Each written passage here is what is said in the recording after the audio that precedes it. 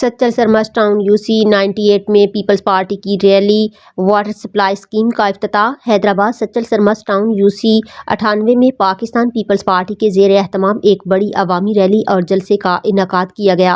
Rally गंजो टक्कर जमानी गोट से निकाली गई, जिसकी क़ियादत मकामी रहनुमाओं हाजी अली बहादुर, इब्रार खां, सलमान ओरफ चीना, लाजबर, फैसल बिंगश और शाब खान ने की।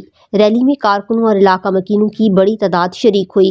रैली के बाद मुनक्किदा जलसे में सूबाई वज़ीर नासिर हुसैन शाह बतौर मेहमान खसूसी शरीक हुए। इस मौका पर फैज़ जब्बार और काशिफ शोरू समेत दीगर रहनुमाओं ने खिताब किया।